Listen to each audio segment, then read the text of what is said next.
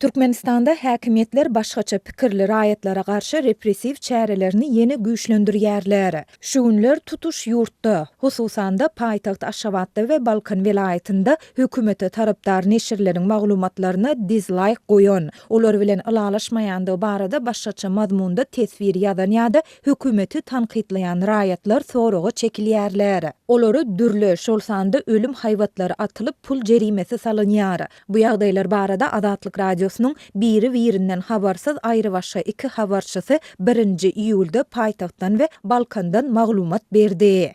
Soňky günlerde ýurdun tas ähli vilayetinde döwlete, hökümeti tarapdar nisirleriň Instagram we TikTok sosial ulgamlaryndaky tahypalarynda hökümeti tanqidlaýan teswirler ýazyp, paýlaşylan maglumatlar bilen ylalaşman, oňa dislike goýanlar, ýagny halamaýandygyny, ylalaşmaýandygyny beýan edenler berk izarlanýar.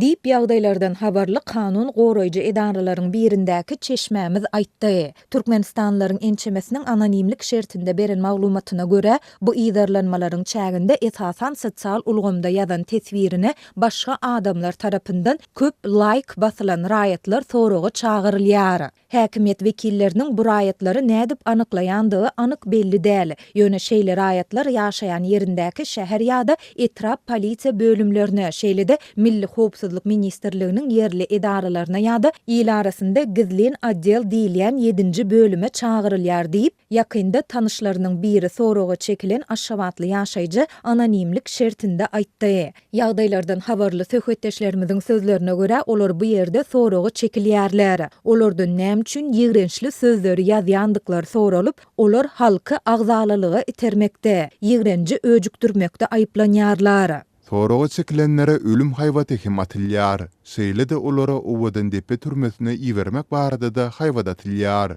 Mundan başga da raýatlara biometriki pasportlarynyň ellerinden alynjakdygy we gaýdyp berilmejekdigi barada hem haýwat atylýar. Dip Balkanabat şäheriniň ýaşaýjysy ýakynda soragy çekilen tanışlaryna salgylanyp anonimlik şertinde gurrun berdi. Söhbetdeşlerimiz soragy çekilenleriň häzirlikçe 150-200 manat aralygynda jerime salynyp öýlerine goýberlendigini, ýöne bu ýagdaýlar gaýtalansa, onda olara 10 näş giýje gündüýde çenli tutsaglyğa höküm ediljekdiginiň duýdurulandygyny hem aýtdylar. Azatlyk bu ýagdaýlar barada değişli türkmen häkimetlerinden şolsanda Aşgabatyň we Balkanyň polisiýa müdürlüklerinden tesvir alıp bilmedi. Ýöne yerli synçylaryň we Türkmenistanlaryň ençemesi häzirki repressiw çäreleriň raýatlaryň ýurtda petik astynda saklanýan we diňe VPN hyzmatlary arkaly el ýeterli bolan sosial ulgamlarda öz garaýşlaryny, pikirlerini açyçan beýan etmek bilen bagly ýagdaýlaryň gözü görteli köpelen mahalyna gabat gelendigini aýdýar.